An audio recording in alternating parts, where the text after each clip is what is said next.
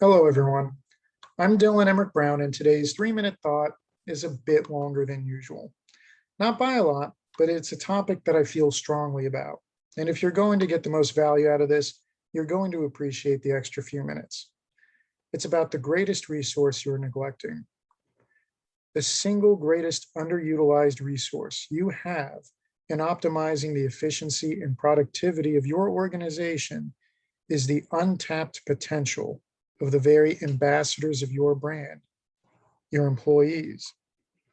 Unlocking that unused potential isn't about leadership development, synergy workshops, acronyms, or assessment tools.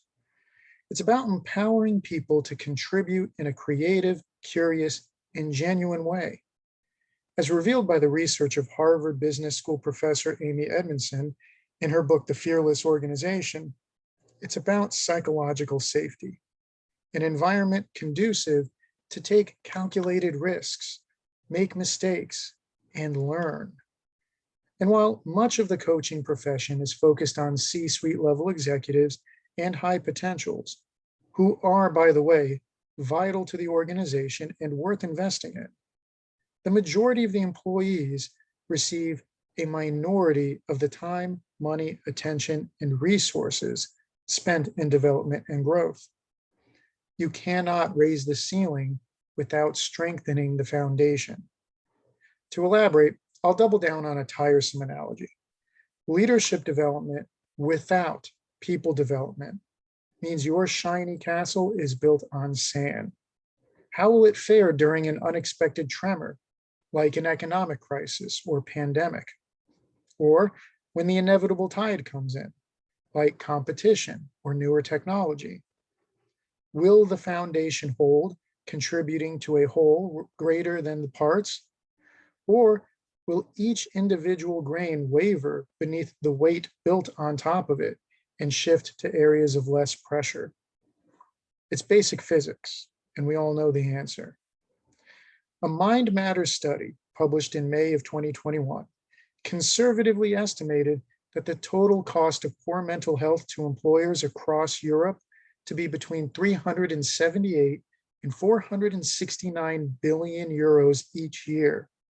This cost is due to absenteeism, presenteeism, which is working while sick, and staff turnover. In 2019, 45% of adults in the United States reported a mental health condition, increasing at an annual rate of 6% since 2013, respectively. And poor mental health impacts productivity at work in many ways.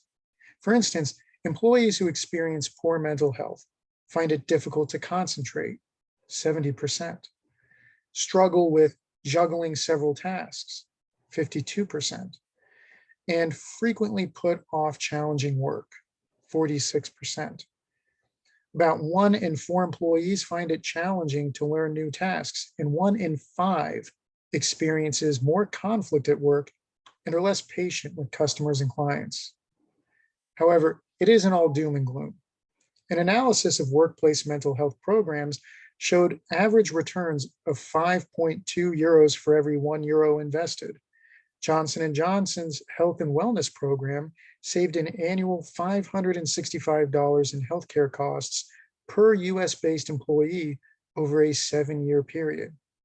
And noting that resilience is a neuropsychobiological concept that can positively shift the stress performance curve, Mind Matters conducted a 9-week resilience training targeted at researchers from 3 prominent research institutions who scored in the bottom quartile of their personal resilience indicator.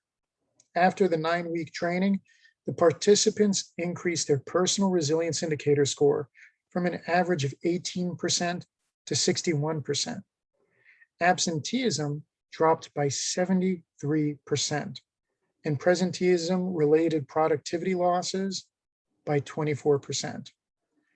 The whole point here can be best summed up in an analogy offered by Bob Kelly of New York Presbyterian Hospital in the book Patients Come Second by Paul Spiegelman and Britt Barrett. Quote, "Focusing on employee engagement is akin to being on an airplane and putting your oxygen mask on first, before attending to your kids? How can our people help their patients when they too are suffering? End quote. The takeaway here should be obvious by now. Invest in your people and the return will be great. The days of following the script, putting in your 30 years and retiring with a gold watch and a pension are long gone. Most millennials don't even wear a watch. As Linda Rottenberg writes in her book, Crazy is a Compliment, quote, the biggest single change in the workforce of the entrepreneurial age is the list of priorities workers bring to the job. Paycheck is on the list, but it's increasingly crowded out by a host of new considerations: impact, freedom, quality of life, end quote. And this doesn't simply apply to those at the top of the pyramid. We have to rethink the way we operate an organization, reevaluate what we value, and reallocate our efforts to ensure we aren't leaving mounds of hidden potential on the table. Remember, your employees don't work for the company. They are the company.